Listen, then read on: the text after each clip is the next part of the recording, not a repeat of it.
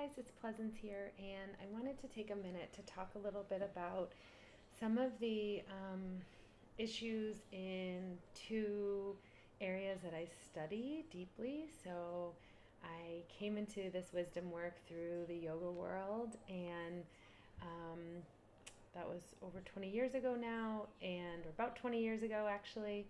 And over the years, have learned that a number of the main teachers of the yoga lineages that I loved, Ashtanga, Jivamukti, had some inappropriate behavior, sexual abuse, assault on students, on female students. I haven't actually heard about male students, so I don't know that there was or there wasn't, but I'm just speaking about what I do know. And it was really upsetting.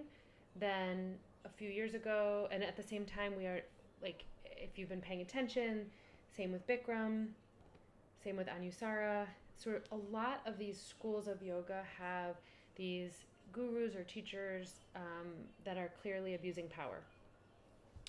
And a lot of time over the years, I've had people come to me and say, "Oh, I love Bikram," and I will say to them, "Be mindful that your dollars going towards Bikram yoga go towards Bikram himself. So please pay attention." This was before he started, before the affiliation started to break, before the sort of downfall. This was before the podcast about him and all the information, the indictments all came out. We knew in the yoga community, there was many books about this and stories about this, that he was abusing students, and or we had heard allegations. And so when people say, "Oh, I love Bikram," I would say, just be mindful of your integrity with the practice and where the money's going. And just tell people that, not with judgment, just be aware. Okay, wake up. That institutions like this stay in existence when we keep feeding them with money and our dollars speak. So this has happened a lot in the yoga world, to the point where, especially since I closed the studio, especially actually the past 5 years before I closed the studio, and I was sort of doing my own thing or staying really close to people who didn't have big systems and who weren't part of lineages and teaching that way. So Eric Schiffman, Angela Farmer, Max Strom, people who just kind of were, again, doing their own thing and just pulling teachings that felt relevant, but not necessarily, I don't know, I mean, in some ways, Eric does talk a lot about his teacher, but he didn't ever make us subscribe to anything. He always told us to question everything. And in fact, meeting Eric and Max and a bunch of other teachers who just would say things like question, question, question. Rod Stryker, and I learned Four Desires from Rod Stryker, which is all about self-inquiry and questioning and not doing it one way. And same with Ayurveda. It's all not one way. It's questioning, it's listening, it's intuition, it's intuitive. These are the roots of these beautiful practices. So about 10 years ago, I found myself studying with a teacher, Buddhism, and really getting involved in specifically Zen Buddhism, and found myself too involved mentally and emotionally with a teacher, and I left the Sangha. I don't really want to say more than that, except that it was very painful and very painful. I left with a very scared taste in my mouth around Buddhism, and confused around what it is and what it was, because I was seeing such a big range of teachers and teachings and ways that they were practicing. And I was seeing people in certain colors. I was seeing, this is the way, my way's the way, our way's the way. And I was very confused. I really, like lots of us, just wanted to do the right thing. I just wanted to find more joy, suffer less. I'm not seeking enlightenment. I just want to enjoy this beautiful experience that I'm having in my life as a being and as a soul. And I have found that a lot of the Buddhist teachings just pierce my heart. They just grab me, and I'm just like, I hear a line and I'll just start crying, and it just feels like truth, okay? So after I left this one community, I took some time just for myself to kind of explore a variety of communities, sanghas, and teachers and teachings that we had here in DC and beyond. And I found a home at Shambhala.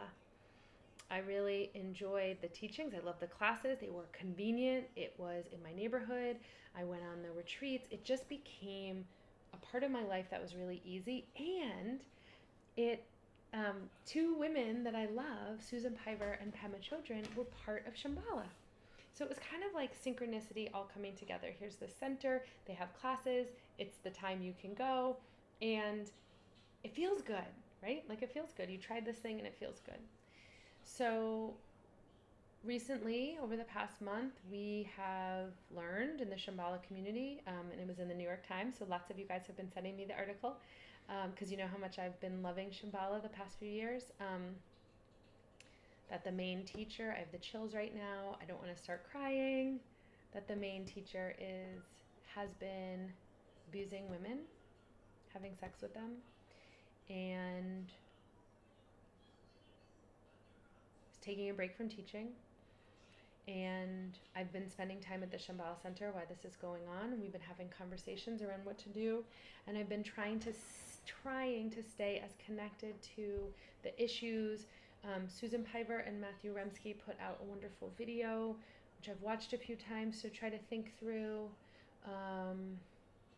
And then this past week, I was with a group, and I was explaining to them part of what my experience was and what I was going through and what this was feeling like and how confusing yet similar, because it happened in the yoga world.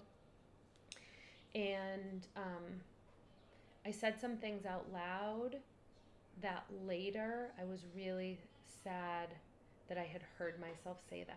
So basically I was making excuses for the teacher because it's known in Shambhala that his dad, who was the main teacher, did the same thing. Like, drank a lot, was big into women, big partier. Like, I didn't even know this teacher. I'm new to the community of the past few years, right? And even I knew that. So this is the reputation that the dad had. Now the son has it. Now they're doing the same thing, except we were talking about it this week, and the main teacher at our local Shambhala was saying, oh, well, it's confusing because at least with his dad, it was out in the public. It was in the open. And I heard myself telling people this, and I don't want to be part of it. I don't want to be part of any of this. I don't want to be part of any system that perpetuates or hides, or even if it's out loud, actually, I'm not okay. I'm not okay with my money going there. I'm not okay with supporting it. And I don't even know how to deal with this on a practical level, because Shambhala International and publications publish so many authors and teachings. So I have to be more discerning and skillful around what I purchase. And because integrity is such a big deal to me, sometimes I wish it wasn't. Like today I was driving, and I was driving by Shambhala, and I was thinking about doing this video, and I thought, why do I care so much? Like, everywhere I go, people just don't seem to care. Why do I care so much? Why can't I just be normal? Why can't I be, I don't know, but I do.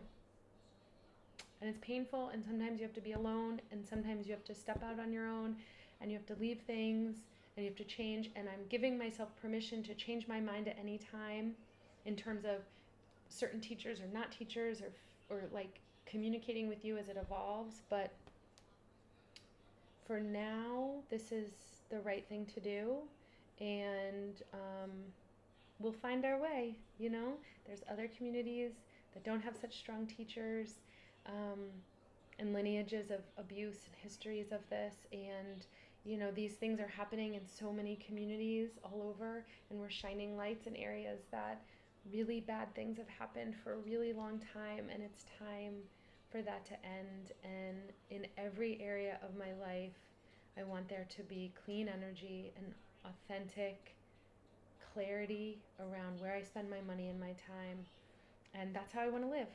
So I'm not asking you to do anything. I'm trying to figure out what that means with my relationship with Susan Piver and Pema Chodron, which again, like, these are just things that I have to work on a daily, on a personal level, is figuring out what they're communicating and who I want to align with or not.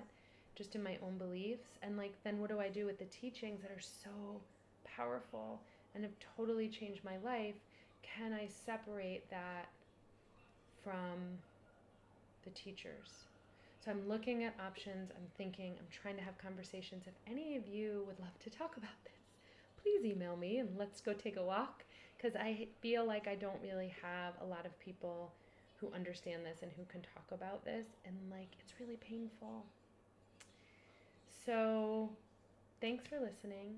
Would love to hear your thoughts, but I just wanted to give you a little bit of an update about some issues that are going on, and I don't want to perpetuate delusion or abuse, or abuse of power. And so I felt like it was important to say where I stood, because I'm often really promoting Shambhala, and I'm going to take a break. So